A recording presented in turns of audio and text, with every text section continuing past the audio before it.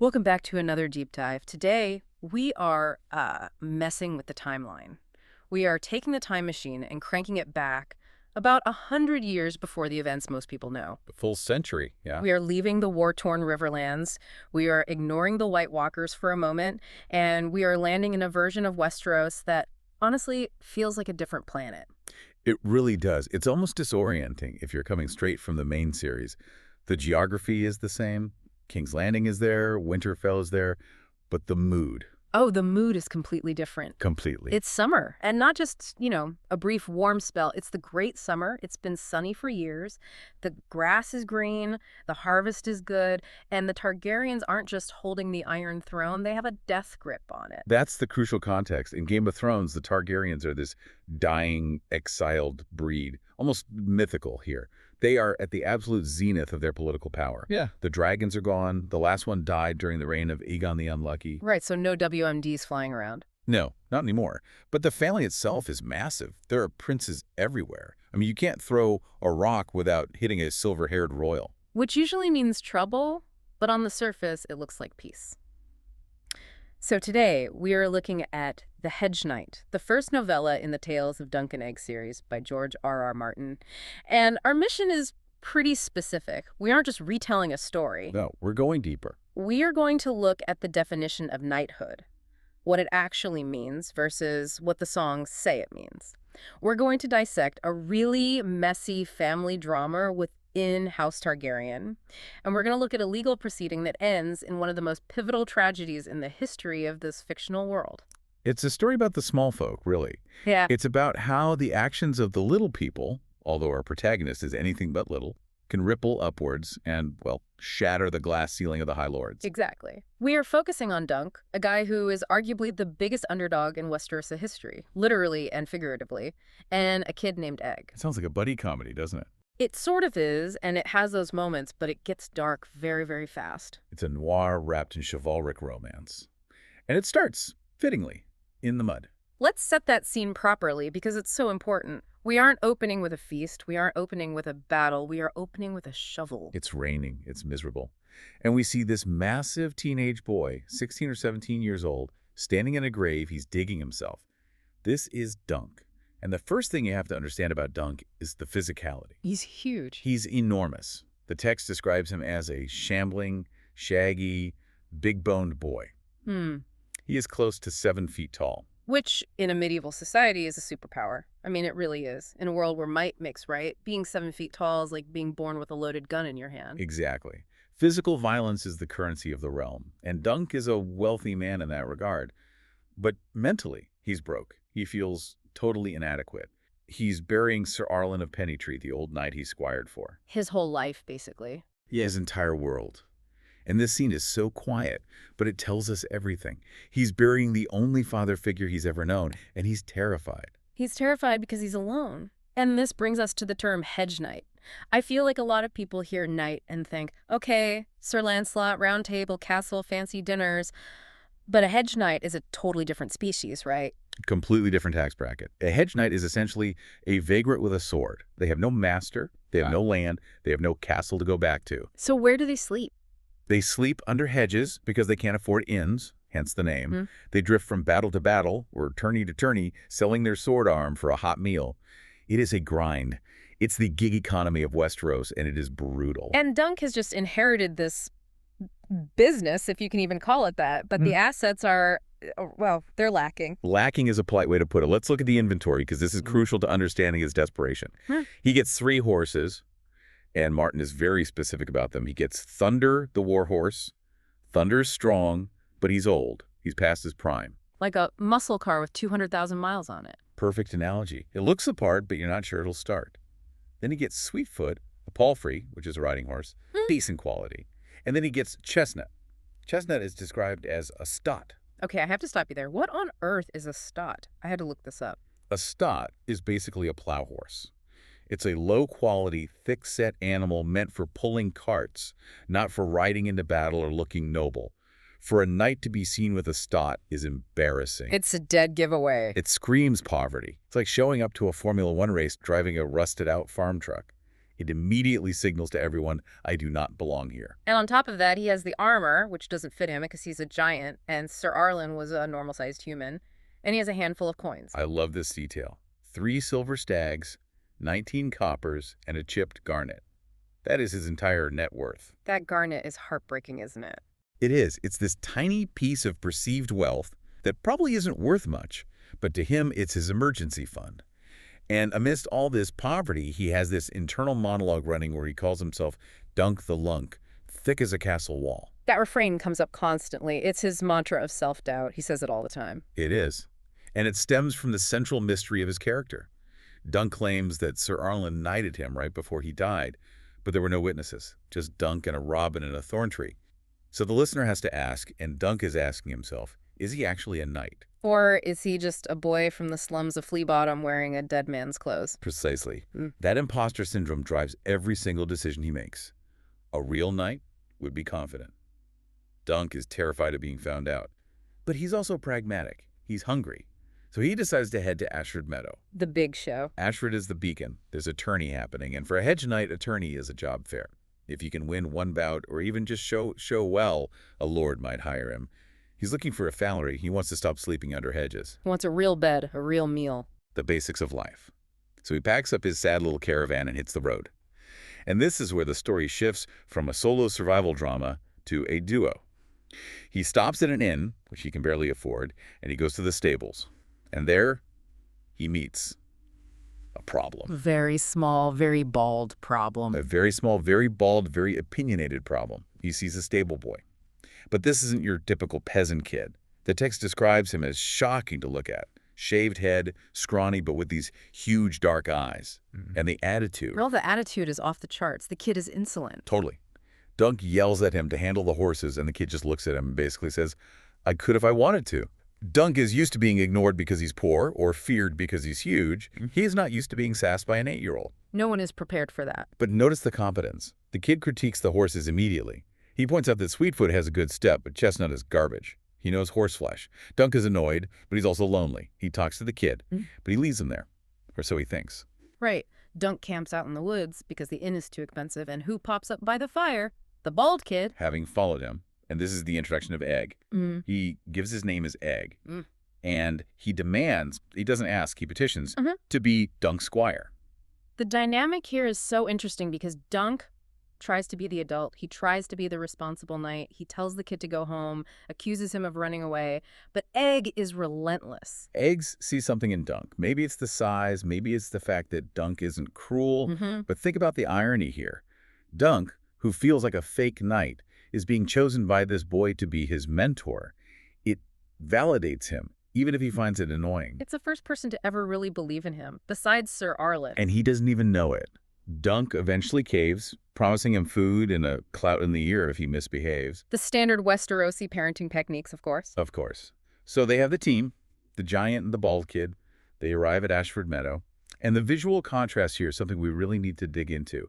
Martin spends a lot of time describing the scene. It's sensory overload. It's meant to be. Completely. The meadow is covered in pavilions. And we aren't talking about camping tents. We are talking about silk palaces. You have the Lannister gold and crimson, the Baratheon yellow and black, the Tyrell green. It's a display of obscene wealth. The High Lords are here to peacock. And then there's Dunk. He doesn't have a pavilion. He doesn't have a servant to set one up. No. He finds an elm tree at the edge of the meadow, a big, sturdy elm, and he decides, this is my pavilion. I love that detail. The lords have silk, which rips and fades. Dunk has a tree. It's deeply symbolic.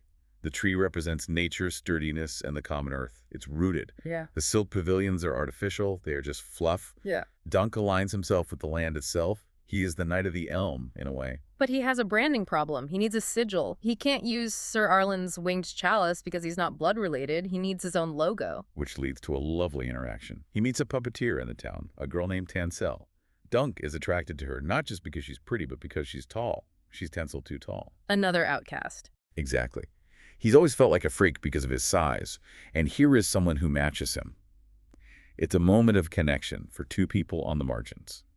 He asks her to paint his shield, and the design he chooses Man, it's iconic. It really is. An elm tree standing under a shooting star with the colors of sunset. So beautiful. I've always found the shooting star interesting. In a lot of folklore, a falling star is a bad omen. It's a dying star. Why would he put a dying star on his shield? That's a great question. You could read it as a bad omen, or you could read it as a moment of brilliant, fleeting glory. A shooting star is the most beautiful thing in the sky for 1 second, and then it's gone. So it's his one shot. I think so. Dunk is taking his shot. He's here at Ashford. He has no money, no backup. He is burning his resources to shine for one moment. But the elm is the anchor. The star falls, but the tree stands. It suggests that even if the glory fades, the strength remains. That's a beautiful reading. So he's branded, he's got the squire, he's ready to fight. But then he hits the wall that every normal person hits in these stories. Yeah. Bureaucracy. The great villain of the story.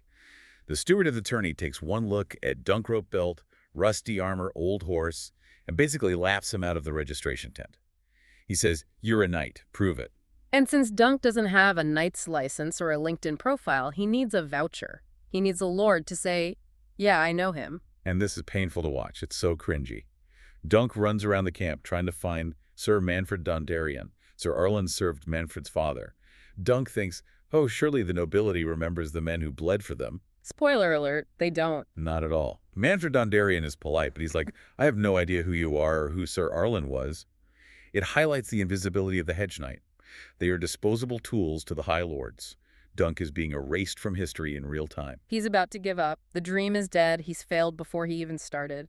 And then he stumbles into a conversation. He walks into the wrong tent, or rather the area outside a tent, and interrupts two men talking. And not just any men.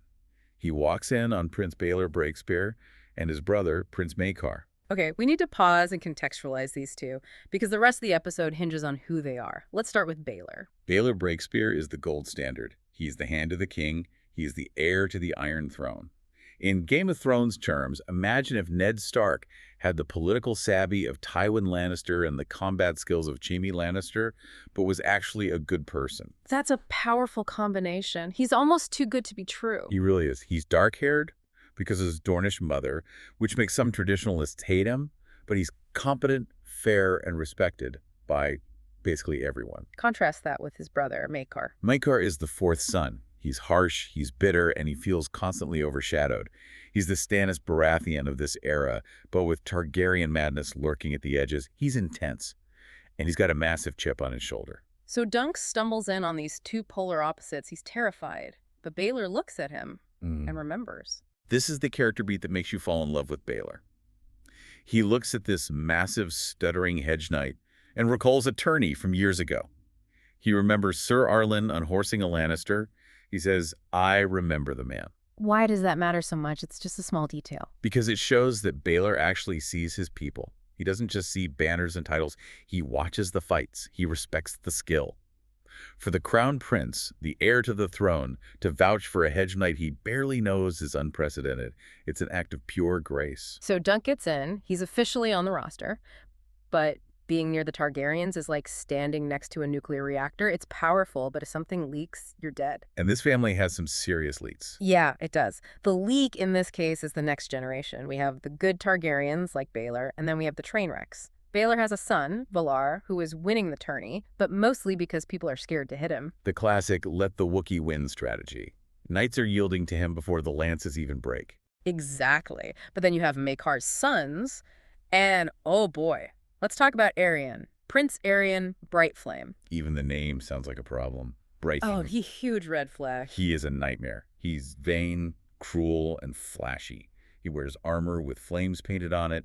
He thinks he's a dragon in human form, and we see his true nature on the jousting field. He rides against Sir Humphrey Harding. And this isn't a normal joust? No. Usually you aim for the shield or the helm. You want to unhorse the rider.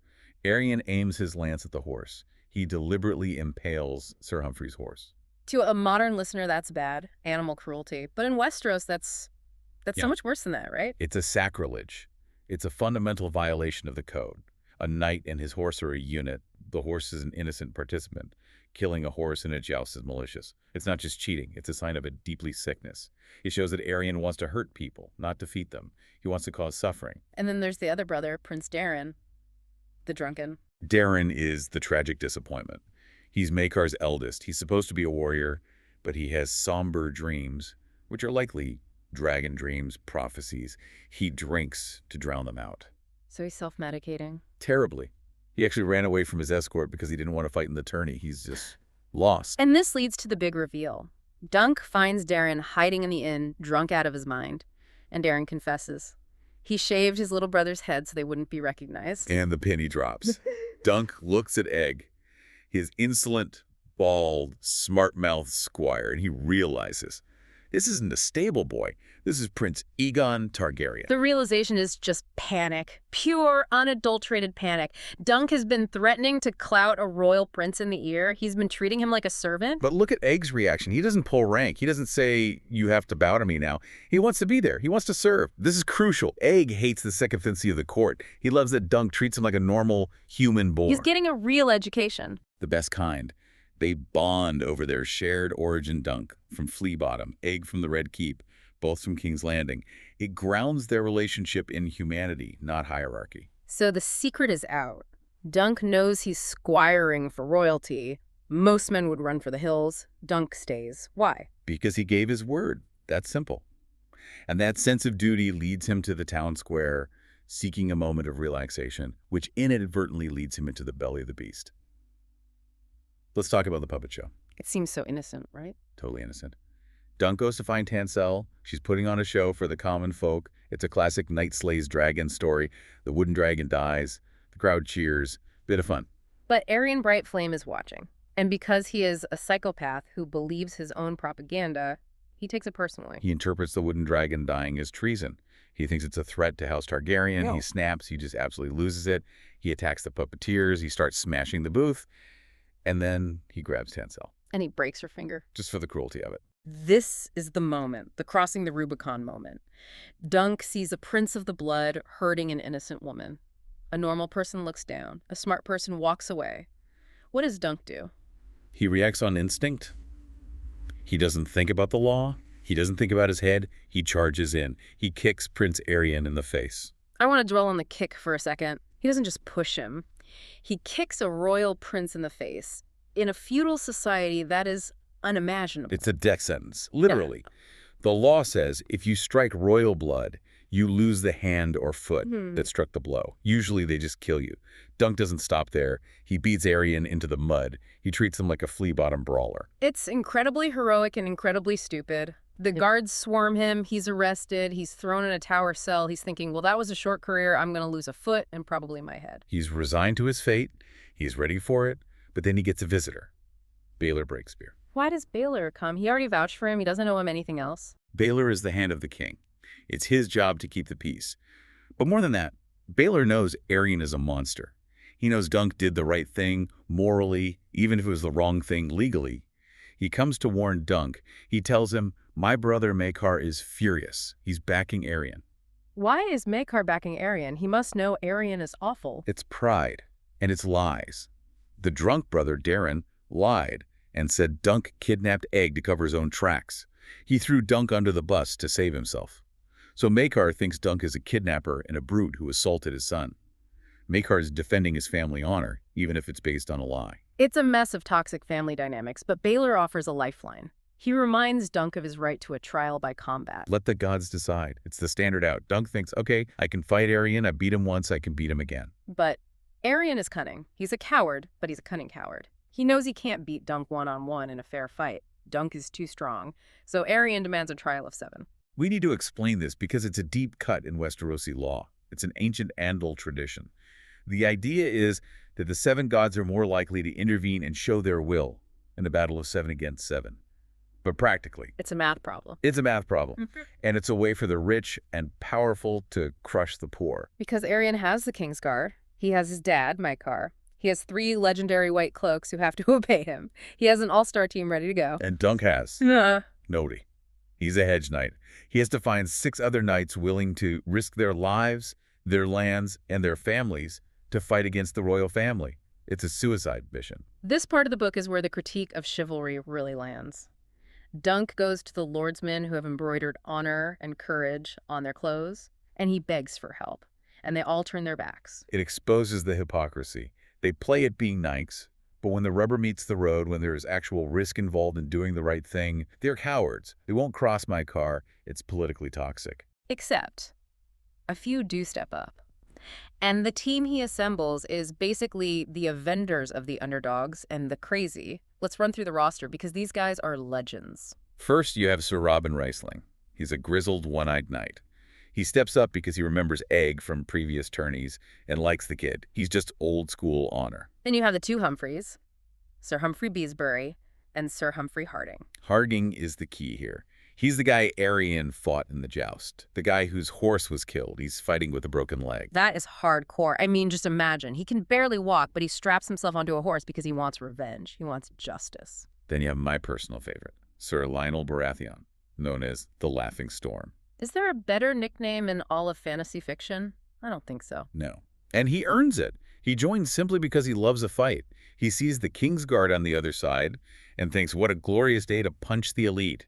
He's laughing the entire time. He represents the pure joy of battle. He's there for the sport of it. Absolutely. And then we have the Fossaway drama. This is a bit of lore candy for the fans, yes. So Dunk thinks he has a knight named Stefan Fossaway. Stefan promises to help. But then Stefan gets bribed. Maker or Arion offers him a lordship, and he switches sides. He betrays Dunk right before the trial. It's a gut punch. But his cousin, Raymoon, who's only a squire, he's disgusted by this. He steps up, he says, I'll fight. But he's not a knight. So Lionel Baratheon, laughing his head off, knights him right there on the field. Such a great moment. It's incredible. And Raymoon needs a sigil to distinguish himself from his traitor cousin. They both have a red apple, so he paints his green. He says it's not ripe yet. And that is the origin of the green apple Fossaways versus the red apple Fossaways. It's history being made in the margins, right there in the mud. So Dunk has 5 guys plus himself. That's 6. They are standing on the field. The Kingsguard are across from them. The crowd is silent. The heralds are counting. They are 1 man short. If they don't find a 7th, Dunk loses by default. He dies. The tension in this scene is masterfully written. It's just unbearable. Dunk is looking at the crowd, pleading with his eyes. And then out of the mist comes a horseman. He's wearing mismatched armor. It looks like it was thrown together at the last second. He's riding a horse that looks borrowed. He keeps his visor down. But when he speaks... It's Baelor Breakspear, the crown prince, the hand of the king. He rides in to fight for the Hedge Knight. We have to really sit with the magnitude of this. Baelor is fighting against his own brother, Maekar, against his own nephews. He is the heir to the throne. If he dies, the dynasty is shaken. Why does he do it? Because he believes in the ideal of knighthood more than the reality of it. He tells Dunk, this man protected the weak, as every true knight must. Baelor sees that Dunk is the only person in this whole mess acting with real honor, and he refuses to let him die for it. It is the ultimate act of allyship. It gives me chills every time I read it. The most powerful man in the world risking it all for the lowest man in the world. And Baelor is smart. He immediately takes command. He knows the Kingsguard, the White Cloaks, cannot harm him. They are sworn to protect the royal family. So his plan is to engage them and just hold them off, using his status as a shield while the others fight the real battle. And he also gives a crucial tactical order. Use tourney lances. Which sounds insane. The bad guys are using war lances tipped with sharp steel, meant to kill. Tourney lances are blunt. They break. But Baelor knows that tourney lances are longer. Ah, so it's about reach. It's all about reach. He hopes to unhorse them before the steel tips can even get close. It's a desperate, brilliant gamble. The horn blows, the charge happens, and for Dunk, the world narrows down to one target, Arion. This is personal. Dunk isn't a great jouster. He's thick as a castle wall, remember. He just closes his eyes and charges. Arion's war lance hits Dunk in the side. It pierces the armor. It goes into his flesh. It's a horrific wound. But Dunk stays in the saddle just long enough to crash into Arion. They both go down. Now they are in the mud. And this is where the stot versus warhorse distinction doesn't matter anymore. This is a street fight. Dunk is bleeding. He's dizzy. He's half blinded by mud. Arion comes in with a mace. He's going to kill him. And Dunk remembers his old master's rhyme. Oak and iron, guard me well, or else I'm dead and doomed to hell. But more importantly, he remembers Flea Bottom. He stops trying to fence. He stops trying to be a proper knight.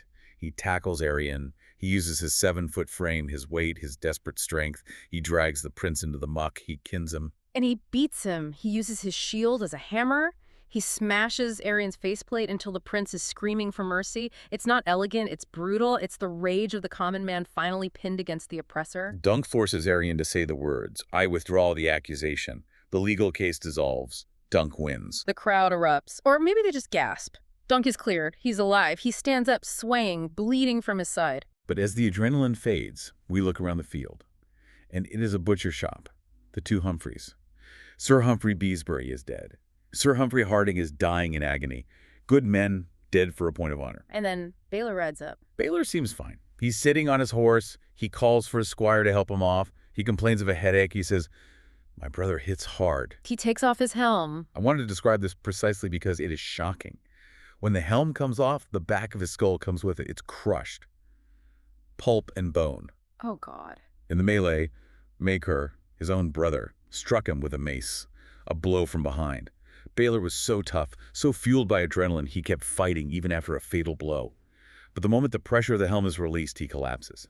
Baylor Breakspear, the hope of the realm, dies in the mud. The silence that follows must have been deafening. This isn't just a guy dying. This is the future dying. It changes everything. Baylor was the perfect prince. He would have been a wise king. His death leaves a vacuum. And think about Maekar. He didn't want to kill his brother. He was jealous, sure, he was angry, but he loved him. Now he is a kinslayer. The irony is crushing. Maekar started this whole mess because he wanted his sons to shine. He wanted to prove his line was strong. Instead, his son Arion is disgraced as a craven who yielded to a hedge knight. His son Daron is exposed as a liar, and Maekar himself has killed the hero of the family. He has destroyed his own house to save face. It's a Greek tragedy playing out in a muddy field. And it leaves the realm in a precarious position. The line of succession now passes to Baylor's son Valar, who we know is weak. The stability of the realm died on Ashford Meadow.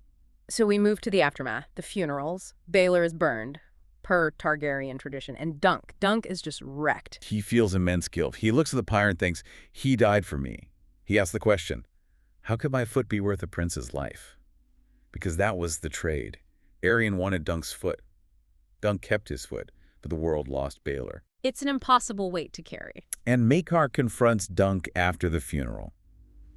This is such a tense scene. You expect Maekar to execute him out of spite, to just say, get out of my sight before I kill you. But Maekar is broken. He's sitting by the pool, staring at the water. He knows the truth. He says, it was my mace. He takes responsibility. He knows Arion was in the wrong. He has banished Arion to the Free Cities, which is a huge deal, exiling a prince. He's trying to clean up his own mess. And then, surprisingly, he offers Dunk a job. He wants Dunk to serve at Summerhall, to be a household knight. It's the golden ticket. It's everything Dunk wanted at the start of the book. A roof, steady meals, good armor, honor. He could live a comfortable life. He's made it. But Dunk refuses. After everything he's been through, why on earth does he refuse? Because he has learned something profound. He looks at Daron and Arion. He sees what castle life did to them. It made them soft, entitled, or cruel.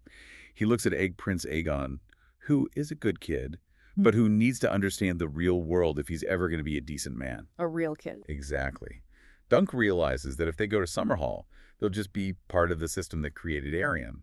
Egg would become another spoiled prince. So he counters. He makes a bold counteroffer. He says, I'll take Egg, but we do it my way. We ride the road. We sleep in ditches, we eat salt beef, we live the Hedge Knight life. He wants to teach the future king what it means to be a commoner. He wants to teach him empathy through suffering. And Maekar, to his credit, agrees. He realizes his way of parenting failed spectacularly. He looks at his dead brother, his exiled son, his drunk son, and he thinks, maybe the Hedge Knight knows something I don't. It is the beginning of the most legendary partnership in Westeros history, Dunk and Egg. The huge knight and the little squire, they ride off into the sunset, not towards a castle, but towards the next adventure. So as we wrap up this deep dive, let's zoom out. What does this story actually tell us? To the Game of Thrones fan, why does this matter? First, let's talk about the timeline. To put this in perspective for you, Baylor Breakspear is the great-great-uncle of Daenerys Targaryen. If Baylor lives, he becomes king. He likely rules wisely. The line of succession stays stable. We likely never get the madness of King Aerys. No Robert's Rebellion. We never get Robert's Rebellion. Dunk's foot literally kicked the timeline onto a different path. It's the ultimate butterfly effect. A kick in the mud changes the fate of the entire world. Secondly, it redefines knighthood. Martin is showing us that the true knight isn't the one with the title or the fancy armor. Arion was a knight. Stefan Fossaway was a knight. They were villains. The true knights were the guy sleeping under a tree, the squire who wasn't ripe yet, and the prince who was willing to break the rules of his caste to do the right thing. Knighthood is an action, not a title. Exactly. It's what you do when the puppeteer is being heard. Do you look away or do you step in? That's the whole question. Which leaves us with a final thought for you, the listener. It's a provocative one and maybe a bit uncomfortable. If you knew the future, if you knew that saving one puppeteer's finger would lead to the death of the best king Westeros never had, and potentially plunge the realm into chaos decades later, would you still do it? It's the classic utilitarian dilemma. Does doing the right thing in the immediate moment matter if the long-term consequences are disastrous? Or is duty to the present moment, to the person in front of you, the only thing we can control? Dunk didn't know the future. He just knew right from wrong, and maybe that has to be enough. Sometimes the smallest pieces on the board cast the longest shadows. Thanks for diving deep with us today. Keep looking for the true knights. We'll see you next time.